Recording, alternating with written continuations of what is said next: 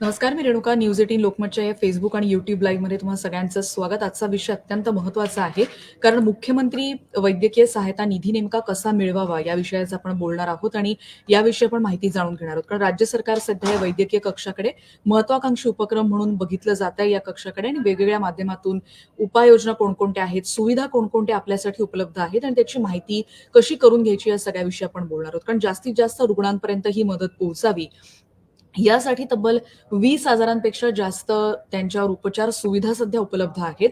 आणि नवीन सुविधा योजनांविषयी तुम्हाला जर माहिती हवी असेल तर 8650567567 या क्रमांकावर देखील माहिती मिळू शकणार आहे. आणि या संदर्भात म्हणूनच आपण अधिक बोलणार आहोत. वैद्यकीय सहायता कक्षाचे प्रमुख मंगेश शेवटे आता आपल्या सोबत आहेत आणि आपण थेट त्यांच्याबरोबर या संवादात सहभागी होतोय.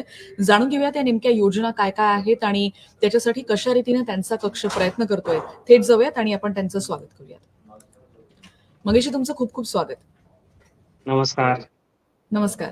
मंगेशजी, सगळ्यात महत्वाचं म्हणजे नुकतंच एक लेख वाचनात आला होता आणि त्याच्यामुळे कळलं की वेगवेगळ्या प्रकारच्या सुविधा आणि योजना असतात, पण त्याच्याविषयी पुरेशी माहिती पोहोचत नसते. सरकारकडून या कक्षाच्या मार्फत बऱ्याच योजना देखील राबवल्या जातात. सुरुवातीला कक्षाचं काम नेमकं कसं असतं आणि त्याचं कशा पद्धतीनं त्याचं महत्व काय आहे, या इथून सुरुवात करूया. नक्कीच. प्रथमतः न्यूज 18 लोकमतचे धन्यवाद की आपण एक खूप चांगल्या उपक्रमाविषयी जनजागृती करण्याच्या उद्देशानं या फेसबुक लाईव्हच्या उपक्रमाचं नियोजन केलंय. त्याबद्दल सुरुवातीलाच मी आभार मानतो आपले आणि आपल्या वृत्तसंस्थेचे. मला या ठिकाणी आवर्जून सांगायचंय की राज्याचे संवेदनशील मुख्यमंत्री एकनाथजी शिंदे साहेब ज्यावेळी राज्यामध्ये गेल्या वर्षी मुख्यमंत्री म्हणून त्यांनी पदभार घेतला, त्यावेळी पहिलं काम या राज्य सरकारनं जो निर्णय घेतला असेल तर तो महाविकास आघाडी सरकारच्या काळामध्ये मृतावस्थेत असलेल्या मुख्यमंत्री वैद्यकीय सहायता कक्षाचं पुनरुज्जीवन करण्याचा. आणि मला या ठिकाणी हे देखील सांगायचं आहे की मुख्यमंत्री वैद्यकीय सहायता कक्षाचं पुनरुज्जीवन झाल्यानंतर आरोग्य सेवेत कार्यरत असणाऱ्या माझ्यासारख्या कार्यकर्त्याला त्या ठिकाणी आदरणीय शिंदे साहेबांनी संधी दिली. तुलना या ठिकाणी यासाठी करायची कारण सरकार बदलल्यानंतर संवेदनशील पद्धतीनं काम केलं तर सर्वसामान्य लोकांचे प्राण कच वाचू शकतात. याचं मूर्तिमंत उदाहरण म्हणजे ही योजना आहे, जिथं महाविकास आघाडी सरकारच्या काळामध्ये 2.5 वर्षात फक्त 2.5 कोटी रुपये वितरित झाले आणि फक्त काही शेकडो रुग्णांना मदत झाली. तिथे गेल्या 1.25 वर्षात मला अभिमानानं सांगायचं आहे की 125 कोटी रुपयांचं अर्थसहाय्य गोरगरीब सर्वसामान्य रुग्णांच्यासाठी या योजनेच्या माध्यमातून अर्थसहाय्य करण्यात आलं आणि यामुळे तब्बल 15,000 पेक्षा अधिक रुग्णांचे प्राण वाचलेत. सो आता मुख्यमंत्री वैद्यकीय सहायता कक्ष नेमका कशा पद्धतीने काम करतं, कशा कोणकोणत्या आजारांचा या मुख्यमंत्री वैद्यकीय सहायता कक्षाच्या योजनेमध्ये समावेश होतो आणि सर्वात महत्वाची मदत कशी मिळवावी. मला वाटतं या अनुषंगानं आपण सुरुवातीलाच प्रश्न विचारलाय, त्यावर मी विस्तृत या ठिकाणी माहिती देणं माझं कर्तव्य समजतो. आपल्याला सगळ्यांना कल्पना आहे मित्रांनो की अनेक वेळेला आपण टीव्ही मध्ये देखील वाचतो, वर्तमानपत्रांमध्ये वाचतो, टीव्ही मध्ये पाहतो, न्यूज मध्ये की आपल्या गावाकडची एखादी माता माऊली असते, स्वयंपाक करताना अनेक वेळेला गॅस शेगडीचा स्फोट होतो, स्टोव्हचा स्फोट होतो, चुलीमध्ये स्वयंपाक करत असताना काहीतरी आग लागते आणि अशा वेळी तो पेशंट गंभीररित्या भासतो. अनेक वेळेला 99% नाही तर 100%, 100% ती आपली भाजलेली रुग्ण माता माऊली भगिनीच असते, महिलाच असते आणि यावेळी भाजलेल्या रुग्णांवर लाखो रुपयांचा खर्च येतो. यापूर्वी कधीही अशा पद्धतीनं भाजलेल्या रुग्णांना सीएम रिलीफ फंडमधून मदत झाली नव्हती. त्या आजाराचा आता आपण समावेश केलेला आहे. शेतकरी, शेतमजूर, कष्टकरी माणूस आपला जेव्हा शेतामध्ये एखादं काम करायला जातो, विद्युतशी डीपी किंवा विद्युत एखाद्या वस्तूशी निगडीत काम करायला जातो, तेव्हा शॉक लागण्याची देखील शक्यता असते. अशा विद्युत अपघातग्रस्त रुग्णांना आपण अर्थसहाय्य देतोय. रोड ट्रॅफिक ऍक्सिडेंट, आरटीए ज्याला म्हणतो आपण, रस्त्यावरनं जाताना एखाद्या वेळी अपघात झाला आणि त्या अपघातामध्ये समजा डोक्याला इजा झाली किंवा शारीरिक कुठल्याही पद्धतीची इजा झाली, फ्रॅक्चर झालं, तर अशा वेळी पोलीस डायरीचा रिपोर्ट घेऊन, एफआयआरचं कॉपी घेऊन आपण अशा संबंधित अपघातग्रस्त रुग्णांना देखील मोठ्या प्रमाणात अर्थसहाय्य, तब्बल 1 लक्ष रुपयापर्यंत अर्थसहाय्य आपण ऍक्सिडेंट पेशंट्सला या योजनेच्या माध्यमातून देत आहोत. सगळ्यात महत्वाचं, घरोघरी हल्ली परवलीचा शब्द झालेला की गुडघ्याची वाटी बदलायची. आपल्या घरामध्ये जर वयस्कर आपले आजी आजोबा असतील, ज्यांचं वय 60, 70, 80 आहे, अनेक वेळेला त्यांना गुडघ्यामुळे चालता येत नाही, त्रास होतो आणि त्यांच्या तोंडून मुखातून नेहमी शब्द येतो की गुडघ्याची वाटी बदलल्याशिवाय आता काही खरं नाही किंवा खूप प्रत्यारोपण म्हणजे बॉल बदलण्याची शस्त्रक्रिया, बॉल बदलल्याशिवाय आता काही खरं नाही. आणि म्हणून अशा नी रिप्लेसमेंट आणि हिप रिप्लेसमेंट शस्त्रक्रियांचा समावेश देखील आता आपण सीएम रिलीफ फंडमध्ये केलेला आहे. अनुक्रमे आपण 50,000 आणि 1,00,000 रुपये या शस्त्रक्रियांच्यासाठी देत आहोत. सर्वात महत्वाचं म्हणजे समाजामध्ये समाजामध्ये जी मुलं आहेत, जी जन्मतः कर्णबधीर आणि मूकबधीर आहेत, जे जन्मतः बोलू शकत नाहीत नाही आणि ऐकू देखील शकत नाही, अशा मुलांच्यासाठी जर वेळेमध्ये योग्य वयात वय वर्ष 2 ते 6 मध्ये जर कॉक्लिअर इम्प्लांट जर सर्जरी केली, शस्त्रक्रिया केली, तर ही लहान मुलं स्पीच थेरपी नंतर तुमची माझी मुलं ज्या पद्धतीनं सर्वसामान्य जीवन जगतात, चांगल्या शाळेमध्ये जातात, अशाच पद्धतीचं सर्वसामान्य जीवन जगू शकतात आणि मुख्य प्रवाहामध्ये येऊ शकतात.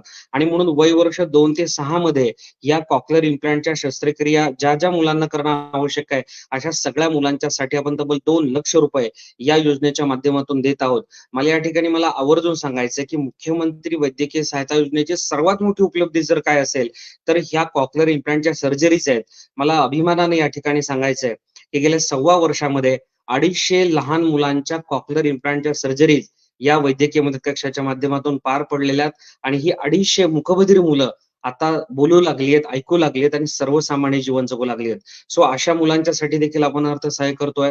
अनेक वेळेला बालक जन्माला आलं, नवजात अपघात ज्यावेळी असतं त्यावेळी त्याचं वजन लहान असतं, 600 ग्रॅम, अगदी 650 ग्रॅम असतं आणि म्हणून ते लहान जे नवजात अभ्रक आहे, ते 1.5 किलो पर्यंत होईपर्यंत त्याला काचेच्या पेटीमध्ये ठेवावं लागतं. एनआयसीयू ज्याला म्हणतात. अशा नवजात अभ्रकांच्या उपचारासाठी देखील आता आपण अर्थसहाय्य करतोय. अनेक वेळेला जे लहान बच्चू असतात त्यांना हृदयामध्ये काही गुंतागुंतीची काही गोष्टी तयार होतात आणि त्याच्यामध्ये हृदयाला छिद्र तयार होतं. वैद्यकीय भाषेमध्ये त्याला एएसडी, बीएसडी म्हणलं जातं. अशा लहान मुलांच्या हृदय शस्त्रक्रियांच्यासाठी देखील आता आपण तब्बल 1,00,000 रुपयांचा अर्थसहाय्य देतोय. सगळ्यात महत्वाचं म्हणजे अनेक वेळेला आपण बघतो की नात्यांमध्ये जे लग्न होतात, मामाचा मुलगा, मामाची मुलगी किंवा आत्याचं एखादं नातं असेल, अशा नात्यातल्या लग्न झाल्यानंतर अशा दाम्पत्याला जे मूल जन्माला येतं, ते अनेक वेळेला त्याला थॅलेसेमिया थॅलेसेमिया मेजर नावाचा आजार असतो. या आजारामध्ये काय होतं तर जे लहान बच्चू आहे, त्याला जन्मतः अगदी 3-4 महिन्यापासून ते अगदी वर्षभरापासून ते पूर्ण त्याच्या आयुष्यभर त्याला रक्त चढवावं लागतं. महिन्यातून एकदा किंवा 2दा आणि अशा वेळी ते अख्खं कुटुंब पीडित होऊन जातं त्या बाळाला त्याचं संगोपन करेपर्यंत आणि म्हणून अशा बालकांना बोन मॅरो ट्रान्सप्लांट नावाची सर्जरी करावयाची असते. बीएमटी त्याला वैद्यकीय भाषेत म्हणतात. अशा बोन मॅरो ट्रान्सप्लांटच्या सर्जरीचा समावेश देखील आता आपण या वैद्यकीय मदत कक्षाच्या योजनेमध्ये केलेला आहे. या योजनेच्या माध्यमातून तब्बल 500 पेक्षा अधिक बीएमटी सर्जरीज गेल्या 1.25 वर्षामध्ये पार पडलेल्या आहेत आणि जवळपास 500 या लहान बच्चूंचं देखील प्राण या योजनेमुळे वाचलेले आहेत. त्यासोबतच सगळ्यात महत्वाचं म्हणजे कॅन्सर. कॅन्सरचं प्रमाण गेल्या काही काळामध्ये एवढ्या मोठ्या प्रमाणात वाढलेलं आहे. विशेषतः मराठवाड्यामध्ये माउथ कॅन्सरचं प्रमाण वाढलेलं आहे आणि म्हणून कुठल्याही पद्धतीचे कॅन्सर असतील तर कॅन्सरच्या शस्त्रक्रियांच्यासाठी आपण तब्बल 1,00,000 रुपयांचं अर्थसहाय्य करतोय. कॅन्सरच्यासाठी जर केमोथेरपी किंवा रेडिएशन थेरपी करायची असेल, त्यासाठीचा देखील समावेश केलेला आहे. त्यासाठी देखील आपण 50,000चं अर्थसहाय्य करतोय. त्याचसोबत हृदयविकाराच्या अनुषंगाने जर काही पेशंट असेल, म्हणजे एखाद्याला अँजिओप्लास्टी करायची, बायपास सर्जरी करायची आहे, अशा हृदयविकाराच्या संबंधित रुग्णांना देखील आपण 1,00,000 रुपयापर्यंतचं अर्थसहाय्य करतोय. ब्रेनच्या अनुषंगानं एखाद्याला ब्रेन हॅमरेज झालं, ब्रेन ट्यूमर झाला, अशा मेंदूशी संबंधित आजारांना देखील आपण 1,00,000 रुपयांपर्यंतचं अर्थसहाय्य करतोय.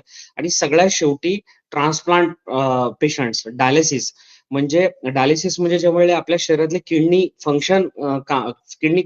व्यवस्थित काम करत नाही, त्याचं फंक्शन बरोबर होत नाही, त्यावेळी शरीरामध्ये रक्त शुद्धीकरण प्रक्रिया ही डायलिसिसच्या एका मशीनच्या द्वारे त्या ठिकाणी करावी लागते, डायलिसिस मशीनच्या द्वारे. आणि अशा डायलिसिस पेशंट्सना देखील आपण अर्थसहाय्य करतोय वार्षिक 50,000. पण सोबतच या डायलिसिस पेशंट्सना कधी ना कधी किडनी ट्रान्सप्लांटकडे जावं लागतं. कारण किडनी प्रत्यारोपण जोपर्यंत करत नाही तोपर्यंत त्यांचं जीवन देखील सर्वसामान्य होऊ शकत नाही. आणि म्हणून किडनी ट्रान्सप्लांट असेल, लिव्हर ट्रान्सप्लांट असेल, लंग ट्रान्सप्लांट असेल, हँड ट्रान्सप्लांट असेल, हार्ट ट्रान्सप्लांट असेल, अशा सगळ्या प्रत्यारोपण शस्त्रक्रियांच्यासाठी म्हणजे ट्रान्सप्लांट शस्त्रक्रियांच्यासाठी आपण 2,00,000 रुपयांचं अर्थसहाय्य करतोय. ट्रान्सप्लांट सर्जरीज म्हणलं की पूर्वी असं एक अख्खं कुटुंब त्या ह्याच्यामध्ये हे व्हायचं की ट्रान्सप्लांट सर्जरी करतोय म्हणजे खूपच मोठी गोष्ट वाटायची. मात्र ट्रान्सप्लांट सर्जरी देखील आता महाराष्ट्रातल्या विविध 2 टायर सिटीजमध्ये होत आहे. संभाजीनगरमध्ये काल होतो. त्या ठिकाणी जवळपास 9 ते 10 रुग्णालय असे की तिथे विविध प्रकारच्या ट्रान्सप्लांट सर्जरीज होत आहेत. नागपूरमध्ये होत आहेत, पुण्यामध्ये होत आहेत आणि म्हणून ट्रान्सप्लांट सर्जरीज देखील आता महाराष्ट्रातील विविध जिल्ह्यांच्या ठिकाणी व्हायला सुरुवात झाली आहे आणि म्हणून ट्रान्सप्लांट सर्जरी जर एखाद्या कुटुंबावर, एखाद्या नातेवाईकांवर जर संकट कोसळलं तर बिलकुल आपण चिंता करण्याचे कारण नाहीये. त्या सर्जरीचीही चिंता करण्याचं कारण नाहीये आणि यासाठी जो लागणारा खर्च आहे त्या खर्चाची चिंता करण्याचं देखील कारण नाहीये. कारण आता मुख्यमंत्री वैद्यकीय सहायता कक्ष आपल्या सोबत आहे. सन्माननीय मुख्यमंत्री एकनाथजी शिंदे साहेब आपल्या सोबत आहेत आणि म्हणून येणाऱ्या काळामध्ये आपल्या पंचक्रोशीतील नातेवाईकांतील कोणीही जर गरजू रुग्ण असेल, ज्याला या वैद्यकीय मदत कक्षाच्या माध्यमातून मदत हवी आहे, त्यांनी हे आवर्जून या योजनेचा लाभ घ्यावा हे विनम्र आवाहन या न्यूज 18 लोकमतच्या लाईव्हच्या निमित्ताने मी करत आहे. मंगेश आणि आणखीन एक महत्त्वाचा काही प्रश्न येतात. एकाने विचारले, सर हा निधी कुठेही लागू होतो का? म्हणजे हा प्रश्न आहेच. आपण ज्या सगळ्या योजनांविषयी जे तुम्ही तर सविस्तर माहिती दिलीत, त्याच्यासाठी एखादा कार्डची काही गरज असते किंवा काही नोंदणीची गरज असते का? किंवा समज काही आजार असेल किंवा काही विकार असेल, फॅमिलीमध्ये कोणाला प्रॉब्लेम असेल, तर कोणती कागदपत्र घेऊन तिथे येणं गरजेचं आहे आणि याच्यासाठी अप्रोच कसं व्हायचं? अतिशय महत्वाचा प्रश्न विचारला रेणुका मॅडम आपण, की मुख्यमंत्री वैद्यकीय सहायता योजना आहे, पण हा निधी मिळवायचा कसा, हे अर्थसाहेब मिळवायचं कसं, याच्यासाठी सन्माननीय मुख्यमंत्री एकनाथजी शिंदे साहेब आणि उपमुख्यमंत्री फडणवीस साहेब, माननीय उपमुख्यमंत्री अजितदादा पवार साहेब यांनी आम्हाला सातत्याने निर्देश दिलेत की योजना सुलभ बनवा, लोकांच्या पर्यंत ही कशा पद्धतीनं सहजपणे जाईल त्या पद्धतीने तुम्ही कामाला लागा. आणि म्हणून आपण टोल फ्री क्रमांक या ठिकाणी तयार केलेला आहे. हा टोल फ्री क्रमांक आहे 8650 567 567 8650 567 567 8650 567 567. या क्रमांकावर जर आपण कॉल केला तर साध्या मी एक डेमो दाखवू इच्छितो, आपली हरकत नसेल तर. या ठिकाणी अगदी मी तुम्हाला म्हणणारच होते की आम्हाला सांगा की ही नेमकी सेवा कशी असते. 8650 567 567 हा नंबर या ठिकाणी डायल केलाय बघा. नमस्कार, मुख्यमंत्री वैद्यकीय सहायता कक्षात आपले स्वागत आहे. गंभीर व महागड्या शस्त्रक्रियांसाठी कक्षातून अर्थसहाय्य करण्यात येते. अर्थसहाय्य करण्यात येणाऱ्या आजारांची यादी, आवश्यक कागदपत्रांचा तपशील यासाठीचा अर्ज थोड्याच वेळात SMS द्वारे आपणास प्राप्त होईल. धन्यवाद. आपण हा जर कॉल केला आता एक SMS प्राप्त झालेला असेल.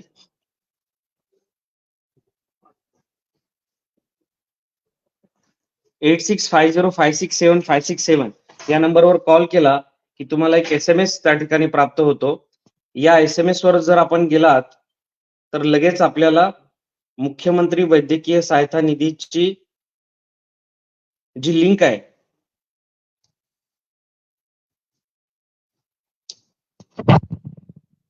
बघा, हे आली बघा. 11:05 आपण कॉल केला होता. 11:06 हा SMS प्राप्त झालेला आहे. CM फंड लिंक याच्यावर आता मी क्लिक करत आहे.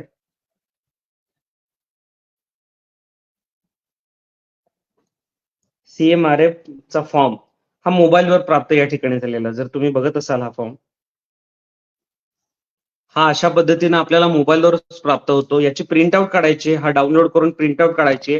याच्यामध्ये जे आजार मी आता आपल्याला सांगितले, कॉक्लिअर इम्प्लांट पासून किडनी ट्रान्सप्लांट पर्यंत, या आजारांची यादी दिली आहे आणि सगळ्यात महत्वाचं म्हणजे कुठकुठली कागदपत्र लागतात याची देखील यादी या अर्जावर आपल्याला पाहायला मिळेल. यामध्ये प्रामुख्यानं रुग्णाचं आधार कार्ड लागतं, राशन कार्ड लागतं, उत्पन्नाचा दाखला वार्षिक 1,60,000च्या आत लागतो तहसीलदार प्रमाणित. लोकप्रतिनिधीचं पत्र असेल तर ठीक आहे, नसेल तरी देखील तो रुग्ण अर्ज करू शकतो. त्यासोबतच एखादा त्या ठिकाणी हॉस्पिटलचं इस्टिमेट लागतं आणि एखादा जर रोड ट्रॅफिक ऍक्सिडेंट पेशंट असेल तर पोलीस डायरी रिपोर्ट लागेल. बर्न पेशंट किंवा विद्युत अपघाताचा पेशंट असेल तर पोलीस डायरी रिपोर्ट लागेल. कॅन्सरचा पेशंट असेल तर बायोप्सी रिपोर्ट लागेल. तुमचा किडनी ट्रान्सप्लांट किंवा एनी काइंड ऑफ ट्रान्सप्लांटचा पेशंट असेल तर ZTCCचा रिपोर्ट लागेल. फॉर्म 19 लागेल त्या ठिकाणी. त्यासोबतच अशा पद्धतीने कॅन्सर असेल तर बायोप्सीचा रिपोर्ट लागेल. तर अशा पद्धतीनं जो आजार संबंधित रुग्णाला आहे त्या आजारांच्या अनुषंगाने त्या ठिकाणी रिपोर्ट्स लागतील आणि ही सगळी कागदपत्र जर व्यवस्थित पद्धतीने आपण भरली तर आपण खात्रीनं या ठिकाणी मी सांगू इच्छितो की विदिन वर्किंग 1 वीक, म्हणजे जर सोमवारपर्यंत जर आपण अर्ज केला तर शुक्रवारपर्यंत संबंधित रुग्ण ज्या रुग्णालयामध्ये ऍडमिट आहे त्या रुग्णालयामध्ये ही मदत आपण वर्ग करतो. आणि सगळ्यात महत्वाचं म्हणजे हा अर्ज भरण्यासाठी मुंबईत मंत्रालयात येण्याची बिलकुल आवश्यकता नाही. आपण ज्या ठिकाणी आहात त्या ठिकाणाहून आपण हा अर्ज मेल करू शकता आणि ऑनलाईन पद्धतीनं हे अर्थसहाय्य मिळू शकता. यासाठी कुठलाही मध्यस्थामार्फत किंवा कुठल्याही एजंटामार्फत, दलालामार्फत बिलकुल अर्ज करण्याची आवश्यकता नाहीये.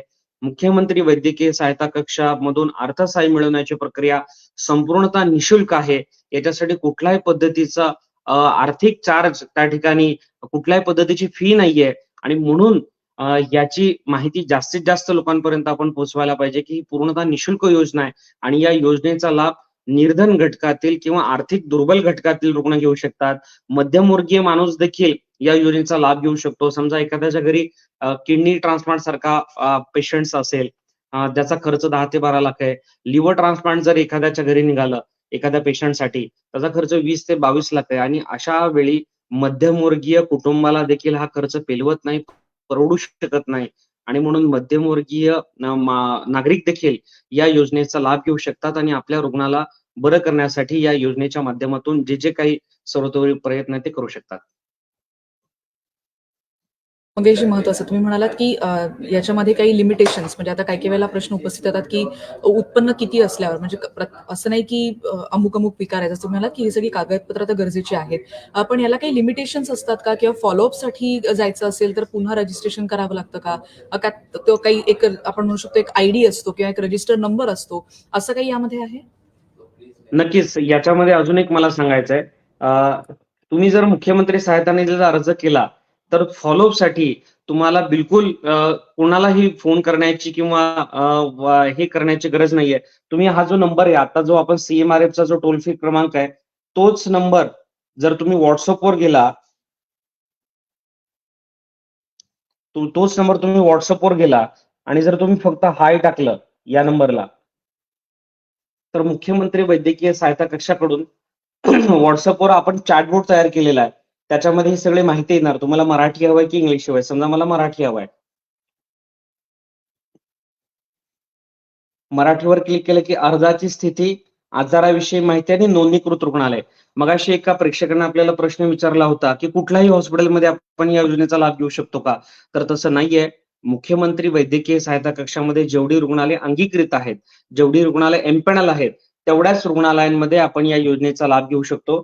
आता मी पुढे जातो आहे बघा, नोंदणीकृत रुग्णालय.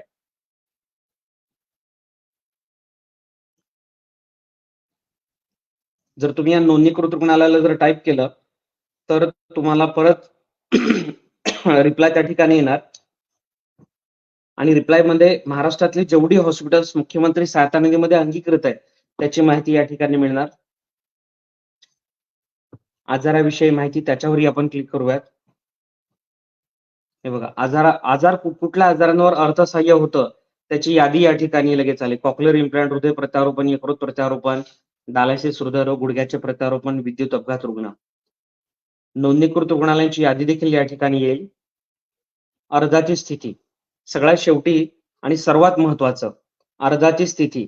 आपण मुख्यमंत्री सहायता निधीकडे अर्ज केल्यानंतर तुम्हाला जर तुमच्या अर्जाचा फॉलोअप हवा असेल तर अर्ज करताना तुम्ही जो मोबाईल नंबर रजिस्टर केलेला असेल मुख्यमंत्री सहायता निधीकडे ऍप्लिकेशन करताना, त्या नंबरवर तुम्हाला एक EM नंबर येणार. म्हणजे साधारणतः मी आज अर्ज केलाय, आज समजा शुक्रवार आहे, आता उद्या परवा सुट्टी आहे शनिवार रविवारची, मात्र आपण सोमवार किंवा फार फार तर मंगळवारपर्यंत आपल्याला ज्या मोबाईलवरनं आपण मुख्यमंत्री सहायता निधीला अर्ज केलेला आहे त्या मोबाईलवर एक क्रमांक येणार, EM नंबर. तो EM नंबर या ठिकाणी टाकायचा आहे. तो EM नंबर टाकल्यानंतर पुन्हा आपण रजिस्टर आपला मोबाईल नंबर आहे तो या ठिकाणी टाकायचा आहे. ते टाकल्यानंतर मुख्यमंत्री सहायता निधीच्या माध्यमातून तुम्हाला कळवण्यात येईल की तुमचा अर्ज नाकारला आहे, स्वीकारला आहे, रिजेक्ट केला असेल, म्हणजे नाकारला असेल तर का नाकारला आहे, तो या 20,000 नसेल म्हणून नाकारला असेल. जर क्वेरी असेल, म्हणजे काही वेळेला काय होतं की अनेक रुग्ण काही गडबडीमध्ये कागदपत्र पाठवतात, कोणी आधार कार्डच पाठवत नाही, कोणी राशन कार्ड पाठवत नाही, कोणी उत्पन्नाचा दाखला पाठवत नाही, कोणी मेडिकलचे रिपोर्ट पाठवत नाहीत, बायोप्सी रिपोर्ट पाठवत नाहीत, MRI CT स्कॅन रिपोर्ट पाठवत नाहीत आणि अशामुळे क्वेरी निघते आणि अर्ज प्रलंबित राहतात, पेंडिंग राहतात. आणि म्हणून या ठिकाणी तुम्हाला त्या पद्धतीने कळवण्यात देखील येणार की बाबा तुमचं MRI रिपोर्ट नाहीये, तुमचा बायोप्सी रिपोर्ट नाहीये, तुमचं ZTCC चा रिपोर्ट नाहीये, म्हणून तुमचा अर्ज प्रलंबित आहे. तुम्ही हे डॉक्युमेंट्स पाठवा तात्काळ तुमचा अर्ज त्या ठिकाणी मंजूर होईल आणि तुम्हाला ते त्या ठिकाणी अर्थसहाय्य मिळेल. सो अशा पद्धतीनं आपण ऑनलाईन पद्धतीनं ही सिस्टीम केलेली आहे आणि म्हणून हा टोल फ्री क्रमांक अतिशय महत्वाचा आहे. हा टोल फ्री क्रमांक पुन्हा एकदा मी या ठिकाणी आवर्जून मी सांगेल की 8650 567 567 8650 567 567 हा आपला टोल फ्री क्रमांक आहे. माझी या निमित्तानं विनंती आहे की हा नंबर आपण कृपया करून आपल्या मोबाईलमध्ये सेव्ह ठेवा. कदाचित या क्रमांकाची या वैद्यकीय सेवेची गरज लागणार नाही, पण ज्या कोण्या गरजवंताला या वैद्यकीय सेवेची गरज लागेल त्याला हा नंबर द्या. कळत नकळतपणे तुमच्या हातून एक रुग्णसेवेचं महत्कार्य घडेल हे या ठिकाणी मी नक्कीच सांगेन. मंगेशजी, आणि तेवढं महत्वाचं कार्य तुमच्या हातून होतंय. रुग्णसेवा ही ईश्वर सेवा म्हटली जाते आणि त्यासाठी तुमचं सगळं कक्ष सगळ्यात सतत काम करतो. म्हणजे तुम्हाला फोन केला की मला माहितीये की तो काही काहीला बिझी असला तरी, म्हणजे आता हे मी प्रेक्षकांसाठी देखील सांगते की जेव्हा अशा पद्धतीचा संवाद व्हावा यासाठी मी जेव्हा मंगेशजींना प्रयत्न केला आता कॉन्टॅक्ट करण्याचा, तेव्हा त्यांनी जरी उचलला नाही तरी विदिन आपण म्हणू शकतो की एका सेकंदाच्या आत समजा त्यांनी उचलला नसेल तर लगेच तो फोन फॉरवर्ड होतोय आणि त्याच्या संदर्भातली माहिती त्यांचा सहकारी देखील देतो. म्हणजे तुम्हाला असं देखील वाटेल की या नंबरवर समज एंगेज लागला तर तुम्हाला त्याबद्दलचा मेसेज किंवा व्हॉट्सअपवरून देखील नक्कीच रिप्लाय येऊ शकेल. मंगेश, महत्वाचं म्हणजे जसं तुम्ही म्हणालात की ही लिस्ट तर आहे की औषधं कुठे, औषधं नाही माफ करा, रुग्णालया ही आहेत या लिस्टमध्ये आणि त्यानुसार ती एमपॅनल असेल तर तिकडे तिकडे मिळेल. पण समज इमर्जन्सी असेल आणि कुठे ऍडमिट केलं असेल तर जसा मेडिक्लेमचा आपल्याला रिफंड मिळतो, म्हणजे समज कॅशलेस असतं, तर तशी काही सुविधा असते का, किंवा ती कागदपत्र जपून ठेवली असतात आणि मग आधी पैसे भरल्यानंतर इतर सुविधा जशा लागू केल्या जाऊ शकतात मेडिक्लेम मध्ये, तशी काही फॅसिलिटी इथे आहे किंवा त्याच्याविषयी किंवा त्या संदर्भातली आणखीन काही योजना आहे?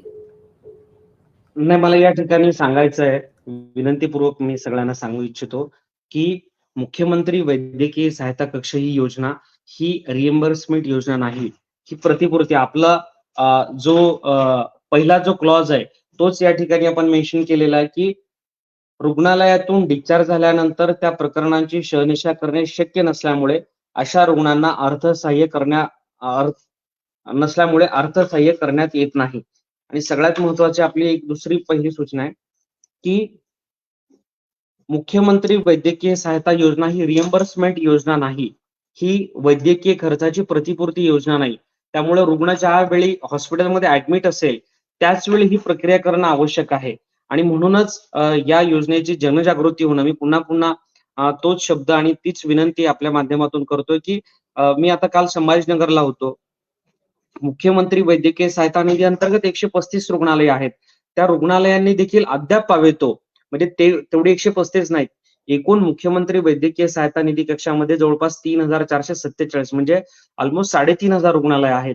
आणि म्हणून या रुग्णालयांना देखील आता आपण ईमेलद्वारे त्यांना आदेशित केलेलं आहे की या योजनेची माहिती आणि प्रचार प्रसार व्हावा याच्यासाठी आपल्या रुग्णालयाच्या स्वागत कक्षासमोर किंवा आपल्या रुग्णालयाच्या समोर देखील मोठ्या पद्धतीचे डिजिटल फलक लावावेत, जेणेकरून ही योजना त्या ठिकाणी लोकांपर्यंत अधिकाधिक जावी. आपण जो प्रश्न विचारला होता की समजा इमर्जन्सी असेल, एखाद्या हॉस्पिटलमध्ये पेशंट ऍडमिट झाला, मुख्यमंत्री वैद्यकीय सहायता निधीमध्ये संबंधित रुग्णालय जर अंगीकृत नसेल तर अर्थातच त्या रुग्णालयाला आपण मदत पाठवू शकणार नाही, त्याला काही आपल्या मर्यादा आहेत.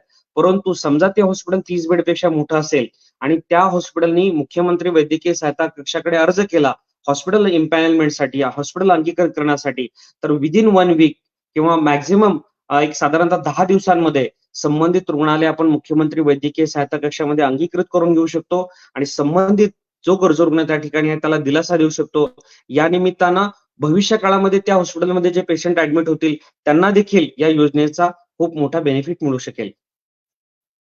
आणि अशा वेळेला जेव्हा तुमच्यापर्यंत हा एक मेसेज येतो, म्हणजे तुम्ही जे आता सादरीकरण सांगितलं की असा असा मेसेज येतो आणि कशा पद्धतीने त्याचा फॉलोअप तुमच्या सगळ्या टीमकडून काम केलं जातं, तुम्हाला काय वाटतं की महाराष्ट्रासारख्या राज्यात जेव्हा तुम्ही आता गावोगावी फिरताय, आम्ही बघतोय तुमचे मेसेजेस किंवा या सगळ्या माध्यमातून, तर कोणत्या समस्या तुम्हाला जास्त जाणवत आहेत? आणि त्यालाच अवलंबून आणखीन एक प्रश्न अशासाठी की जशा पद्धतीनं तुम्ही जनजागृती तर करताच आहात, कोणते आजार तुम्हाला जास्त प्रमाणात जाणवत आहेत आणि तुम्हाला काय वाटतं की याच्या विषयी, म्हणजे एखादा आजार असेल तर त्याच्याविषयी जनजागृती करणं देखील गरजेचं आहे, जेणेकरून उपचार करण्याची, किंवा जसं आपण म्हणतो की prevention is better than cure, तर अशा वेळेला कोणत्या आजाराचं प्रमाण तुम्हाला जास्त वाटतं? नक्की. मला या ठिकाणी 2 गोष्टी ज्या माझ्या संपूर्ण ग्रामीण महाराष्ट्रामध्ये फिरत असताना ज्या लक्षात येत आहेत त्या ह्या की मुख्यमंत्री सहायता निधीमध्ये जे हॉस्पिटल अंगीकृत आहे त्या हॉस्पिटल्सनी खरं तर स्वतःहून याची प्रचार प्रसार करणं आवश्यक आहे आणि सगळ्यांना सांगणं आवश्यक आहे की होय, आमच्या रुग्णालयामध्ये ही योजना आहे, या योजनेचा लाभ घ्या. मात्र असं करताना या रुग्णालयांच्या माध्यमातून दिसत नाहीये आणि म्हणूनच जी रुग्णालयं आपल्या न्यूज 18 लोकमतच्या माध्यमातून मी सांगू शकतो, कारण आपल्या Facebook लाईव्हच्या माध्यमातून अनेक हॉस्पिटलचे प्रतिनिधी किंवा अगदी मालक किंवा विश्वस्त संचालक देखील हे लाईव्ह बघत असतील. त्यांना माझं विनम्र आवाहन आहे की 1 नोव्हेंबरच्या आतमध्ये डिजिटल फलक, माहिती आणि प्रचार प्रसार करणारे मुख्यमंत्री सहायता निधीचे आपण आपल्या रुग्णालयामध्ये लावणं बंधनकारक आहे. अन्यथा 1 नोव्हेंबर पासून आपण अशा रुग्णालयांवर कारवाई करणार आहोत आणि मुख्यमंत्री सहायता निधीच्या नामिका सूचीवरून हे हॉस्पिटल्स काढून टाकणार आहोत, थोडक्यात ब्लॅकलिस्ट करणार आहोत, जेणेकरून या हॉस्पिटल्सला येणाऱ्या काळामध्ये आपल्याला मदत त्या ठिकाणी करता येणार नाही. आणि म्हणून सगळ्या हॉस्पिटल्सना परत एकदा सांगणे की आपल्या हॉस्पिटल्समध्ये ज्या हॉस्पिटल्समध्ये ही योजना लागू आहे, त्यांनी याची प्रचार प्रसार प्रसिद्धी करणं आपल्या हॉस्पिटलच्या आवारामध्ये बंधनकारक आहे. म्हणजे आलेल्या सर्वसामान्य रुग्णाला माहिती होईल की होय, इथं मुख्यमंत्री वैद्यकीय सहायता कक्ष योजना म्हणजे माझा जो आजार, जे हे 20,000 आहे, त्या 20,000 जर काही आजार असेल तर काही ना काही आर्थिक सहाय्य त्याला महाराष्ट्र शासनाच्या माध्यमातून नक्कीच मिळेल. आणि म्हणून या सगळ्या हॉस्पिटल्सना विनंती आहे. दुसरा आपण जो प्रश्न विचारला की काय काय जाणवतं, कुठकुठले आजार वाढलेत. मला या ठिकाणी मराठवाड्यातील भागामध्ये फिरताना जे माझं निरीक्षण आहे त्या ठिकाणी आम्हाला आवर्जून सांगायचंय. खूप मोठ्या प्रमाणामध्ये माउथ कॅन्सरचं प्रमाण मराठवाडा आणि त्या सगळ्या पट्ट्यामध्ये वाढताना पाहायला मिळतंय. मुख्यमंत्री सहायता निधीकडे जे अर्ज येत आहेत, त्यातले जे कॅन्सरग्रस्तांचे अर्ज येत आहेत, विशेषतः माउथ कॅन्सरचे, त्यातल्या बहुतांशी केसेस या मराठवाड्यातील आहेत. आणि मला कल्पना नाही की काय कशा पद्धतीने गुटखा बंदी असून देखील तिकडे जर गुटखा आणि मावा आणि या खर्रा या सगळ्या गोष्टींचं जर प्रमाण असेल, तर ही म्हणजे भयावह गोष्ट आहे आणि याच्यावर विचार करायला लावणारी गोष्ट आहे. समाज म्हणून एकूणच आपल्या सगळ्यांना, कारण तरुणाई या सगळ्या व्यसनाधींकडे ते वळते आणि त्याचं पर्यावसान हे कॅन्सरमध्ये होतंय. आणि म्हणून या निमित्तानं माझी विनंती आहे की तरुणांना की व्यसनांच्या पासून दूर राहा. विशेषतः गुटखा, मावा, खर्रा किंवा तत्सम जे काही तुम्ही व्यसन करत आहात त्यापासून दूर राहा. कारण तरुणांमध्ये, विशेषतः मराठवाड्यातील तरुणांमध्ये माउथ कॅन्सरचं प्रमाण खूप मोठ्या प्रमाणात वाढलेलं आहे. त्यामुळे याची काळजी घ्या, एक विनम्र आवाहन या निमित्तानं मला करायचंय. सोबतच हृदयविकाराच्या देखील प्रमाण खूप मोठ्या प्रमाणात वाढलंय. आमच्याकडे जे अर्ज येतात मुख्यमंत्री सहायता निधीकडे हृदयविकाराच्या अनुषंगाने, त्यातल्या पेशंटची जर वय बघितली तर 35 आहेत, 40 आहेत, 45 आहेत, म्हणजे 50च्या आतलेच आहेत बहुतांशी. याचा अर्थ काय की आपली बदलती जीवनशैली किंवा आपल्याला ज्या पद्धतीनं आता सध्या आपला सगळा एकूणच या धकाधकीच्या जीवनामध्ये वावर आहे, या सगळ्याचा परिपाक आपल्या शरीर स्वास्थ्याकडे होतोय. आणि म्हणून या निमित्तानं ते देखील आव्हान आहे की बाबा स्वतःच्या शरीराची काळजी देखील घेणं तितकंच महत्वाचं आहे. हृदयविकारासारखी जी गोष्ट आहे ती साधारणतः वयस्कर माणसांना येणं अपेक्षित आहे, मात्र तरुणांमध्ये देखील, मध्यमवर्गीय जे पुरुष आहेत 40शीतले, त्यांच्यामध्ये देखील या हृदयविकाराचं प्रमाण वाढल्याच्या गोष्टी निदर्शनास येतात. ते देखील मला वाटतं एक चिंतनीय गोष्ट आहे. समाज म्हणून एकूणच आपण या सगळ्या गोष्टींचा बारकाईनं अभ्यास करणं आणि ह्याच्यावर काम करणं गरजेचं आहे, हे देखील या निमित्तानं मला नमूद करावंसं वाटतं. अगदी शेवटचे 2 प्रश्न. एकाने विचारलाय की म्हणजे एकांचा प्रश्न आता असा आहे आपण बोलत असताना की पैसे पोचत नाहीत असं त्यांचं म्हणणं आहे. तर समज अशा पद्धतीने एक ॲश्युरन्सची खूप गरज असते. जेव्हा कोणत्याही निधीविषयी किंवा योजनांविषयी माहिती असते की तुम्ही सांगताय पण ते मिळेलच हे कशावरून, असा देखील प्रश्न तुम्हाला देखील जाणवत असेल. अशा कोणत्या समस्या असतील तर त्यांनी देखील याच टोल फ्री क्रमांकावर फोन करायचा किंवा त्या संदर्भातले प्रश्न असतील तर इकडेच कॉन्टॅक्ट करायचा. नाही, अशा पद्धतीनं जर कुठला पेशंट असेल की त्याचं असं म्हणणं आहे की बाबा आम्ही अर्ज केलाय आणि पैसे मिळाले नाही, तर 2च गोष्टी त्याच्यामध्ये असतील की एकतर त्यांनी अर्जामध्ये काही त्रुटी असतील किंवा अर्ज नामंजूर झालेले असेल किंवा हे जे 20,000 आहेत, या 20,000च्या व्यतिरिक्त कुठल्या आजारांच्यासाठी त्यांनी अर्ज केला असेल, त्याच्यामुळे त्यांना अर्थसहाय्य मिळालं नसेल. पण असे जर काही रुग्ण असतील ज्यांना काही तक्रार आहे किंवा ज्यांना काही मुद्दे मांडायचे, जसं मी मगाशी म्हणालो की एवढं चांगलं हे पवित्र काम आहे रुग्णसेवेचं, पण याच्यामध्ये देखील काही चुकीच्या प्रवृत्ती घुसण्याचा प्रयत्न करतायत. गावाकडचा एखादा रुग्ण असतो, त्याला हे कागदपत्र थोडंसं अवघड वाटतं, किचकट वाटतं, हे सगळे कागदपत्र गोळा करणं, ही धावपळ करणं, ईमेल करणं. टेक्नोसेवी लोक नसतात गावाकडे, काही अशिक्षित एखादं कुटुंब असेल, त्याच्यामध्ये पेशंट असेल, तर जी लोक रुग्णसेवेत काम करतात आरोग्य सेवक म्हणून, अशा आरोग्य सेवकांनी निस्वार्थीपणे केवळ रुग्णसेवा हीच ईश्वर सेवा मानून काम केलं पाहिजे. हे बिलकुलच अपेक्षित नाही की आपण काहीतरी त्या पेशंटला मदत करतोय आणि त्या बदल्यामध्ये त्यांच्याकडनं काहीतरी आर्थिक स्वरूपात अपेक्षा ठेवतोय. अशा काही गोष्टी मराठवाड्यामध्ये देखील निदर्शनास आल्या की काही त्या ठिकाणचे सामाजिक कार्यकर्ते ते अशा पद्धतीने जे गरजू रुग्ण आहेत, ज्यांना कुठल्याही पद्धतीचा काही माहिती नाहीये, अशा रुग्णांना अर्थसहाय्य मिळवून देतात. पण त्या बदल्यामध्ये काहीतरी त्यांच्याकडनं आर्थिक देवाण-घेवाण करतात. तर या निमित्तानं त्यांना देखील विनंती की बाबांनो, हे पवित्र काम आहे.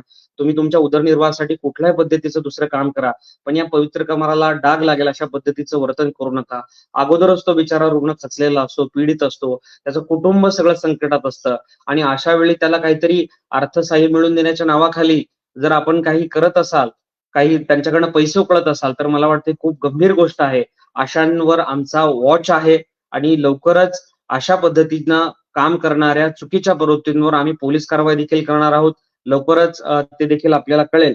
मात्र आपल्या प्रेक्षकांनी जो प्रश्न विचारला होता, की बाबा अनेक वेळेला अर्ज जमा करतो, मात्र पैसे पोहोचत नाही. तर त्यांनी एक नंबर मी या ठिकाणी आमचा मुख्यमंत्री सहायता निधीचा देत आहे. 022 2202 6948 022 2202 6948 022 2202 6948 या क्रमांकावर आपण मुख्यमंत्री वैद्यकीय सहायता कक्षाच्या अनुषंगाने जर काही तक्रार असेल तर आपण आवर्जून फोन करू शकता. फक्त हे फोन शासकीय वेळेमध्ये आपण करावे, सकाळी 10 ते सायंकाळी 5 पर्यंत, जेणेकरून आपले जे ऑपरेटर्स आणि ते सगळे लोक आहेत जे तक्रारी ऐकण्यासाठी त्या ठिकाणी उपस्थित आहे, ते आपली तक्रार लिहून घेऊ शकतील. आपला संपर्क नंबर त्या ठिकाणी ते आपली नेमकी अडचण काय ते सांगा, त्याच्यावर आपण सोल्युशन काढू. आणि आपलं तर स्वप्न आहे, जे मी मगाशी म्हणालो आपल्याला, माननीय शिंदे साहेबांनी आम्हाला आदेश दिलेत. एकनाथजी शिंदे साहेबांनी ज्यावेळी मुख्यमंत्री वैद्यकीय सहायता कक्षाची माझ्याकडे जिम्मेदारी दिली, त्यावेळी त्यांनी सांगितलं की आपल्याकडे आलेला एकही गरजू रुग्ण किंवा त्याचा नातेवाईक हा रिकाम्या हाताने परत नाही गेला पाहिजे. त्याला कुठल्या ना कुठल्या पद्धतीची मदत करा. आता मुख्यमंत्री सहायता निधीमध्ये हे 20,000 आहेत, मात्र अनेक वेळेला वेगळ्या आजारांचे देखील पेशंट्स येतात. मग आपण संबंधित एखादं रुग्णालय असेल त्याला विनंती करतो की बाबा थोडंसं बिलामध्ये सवलत द्या, काहीतरी मार्ग काढा. आणि म्हणून काही ना काही मदत करण्याचा प्रयत्न आपण 100% या ठिकाणी करत आहोत.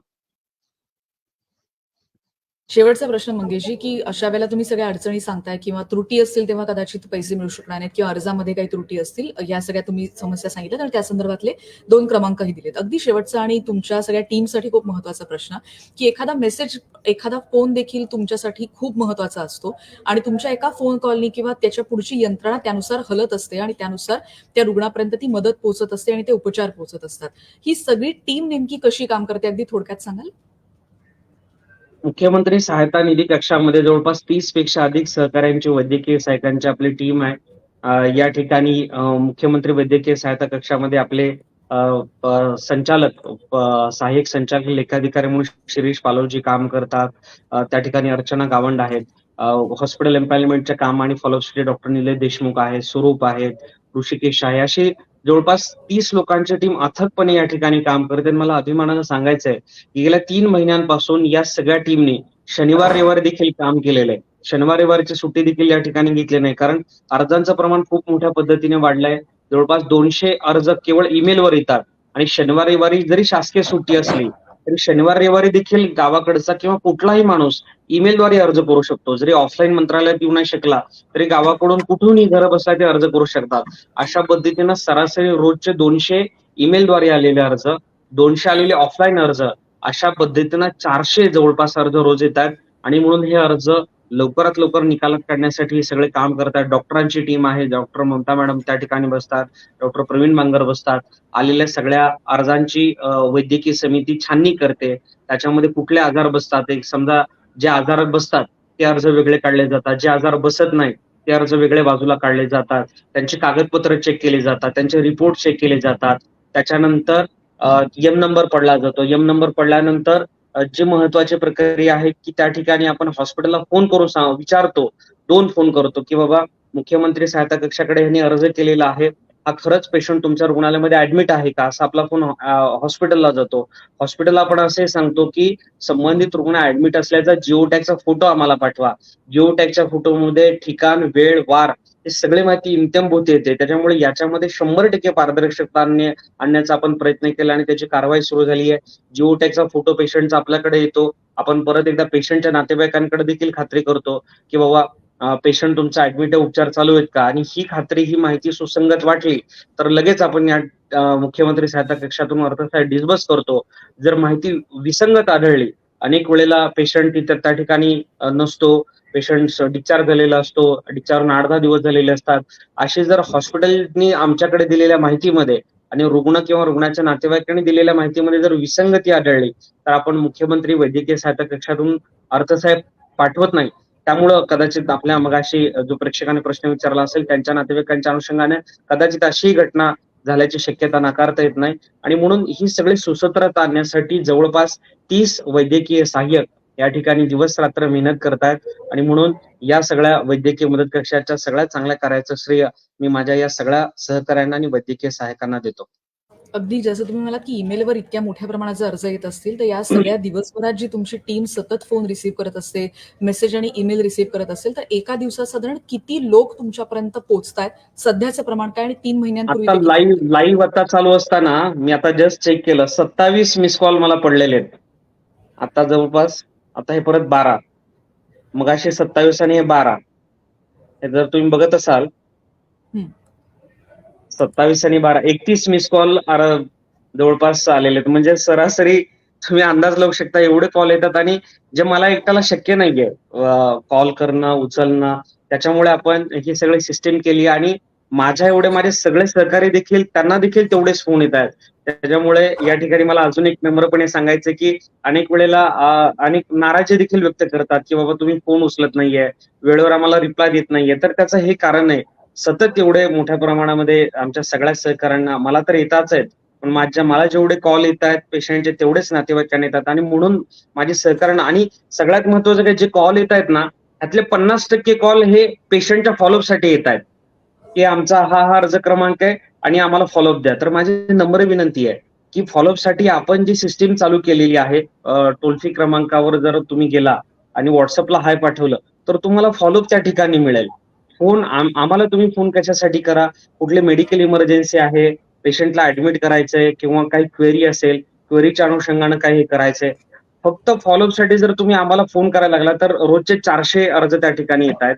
रोज 400 अर्ज, समजा आज 400 लोकांनी अर्ज केला, उद्या 400 लोकांनी केला आणि आजचे 400 ज्या लोकांनी अर्ज केला त्या उद्या त्या 400 पैकी 200 लोकांनी समजा मला कॉल केले फॉलोअपला, की आम्ही अर्ज केलाय, अर्जाचा फॉलोअप द्या, अर्ज केलाय. तर ते प्रॅक्टिकली इम्पॉसिबल आहे. प्रत्येकाचा कॉल अटेंड करून प्रत्येकाला फोनवर लगेच फॉलोअप देणं. त्यामुळे आपण जी ऑनलाईन सिस्टीम केली आहे, या सिस्टीमचा लाभ घ्यावा आणि जास्तीत जास्त लोकांना याचा दिलासा मिळू शकेल आणि म्हणून माझी या ठिकाणी विनंती आहे, की काही मेडिकल इमर्जन्सी किंवा काय असेल तरच आपण त्या ठिकाणी फोन करावा. फॉलोअपसाठी आपली जी यंत्रणा आहे त्याचा तुम्ही उपयोग करावा. धन्यवाद. धन्यवाद मंगेशजी आणि तुमच्या सगळ्या टीमचे खूप खूप आभार. रुग्णसेवा ही ईश्वर सेवा आहे आणि त्यासाठी तुम्ही आणि जसं तुम्ही म्हणालात की तुमचे 30 जण अथक मेहनत करतायत, परिश्रम करतायत. या सगळ्यांना खूप खूप शुभेच्छा आणि तुम्ही न्यूज 18 लोकमतला हा वेळ दिलात त्याबद्दल खूप खूप आभार आणि तुमच्या सेवेला असंच बळ मिळवू देत ही शुभेच्छा. थँक्स. Thank you so much. आपण बघितलं की किती महत्वाचं काम या वैद्यकीय सहायता कक्षाकडून होतंय आणि तुमच्या सगळे जे प्रश्न येतात त्यासाठी देखील हा नंबर पुन्हा एकदा आपण सांगणार आहोत आणि याचा उल्लेख देखील मंगेशजींनी केलेला होता. तो नंबर पुन्हा एकदा सांगूयात. 8650567567 हा नंबर आहे वैद्यकीय सहायता कक्षाचा आणि यावर देखील तुम्ही कम्युनिकेट करू शकता आणि या संदर्भातले तुमचे प्रश्न असतील किंवा मेसेज असतील हे तिकडे विचारू शकाल. आता पण या फेसबुकला आणि युट्यूब लाईव्ह मध्ये असेच इथेच थांबणार आहोत कारण वेळेची काही मर्यादा आहे आणि बातम्या तर तुम्ही बघत असताच पण युट्यूब आणि फेसबुकच्या माध्यमातून तुमच्यापर्यंत हा मेसेज पोहोचवणं अत्यंत गरजेचं वाटलं कारण अशा पद्धतीनं हा एक कक्ष काम करतोय पण त्याच्यापर्यंत कसं पोहोचायचं त्या सगळ्या योजनांचा लाभ समज हवा असेल किंवा आपल्याला नाही पण इतरांपर्यंत जर आपल्याला पोहोचवायचं असेल तर कशा पद्धतीनं प्रयत्न आपण करू शकतो यासाठीचा हा प्रयत्न होता. आता इथेच थांबतोय. पहा फक्त न्यूज 18.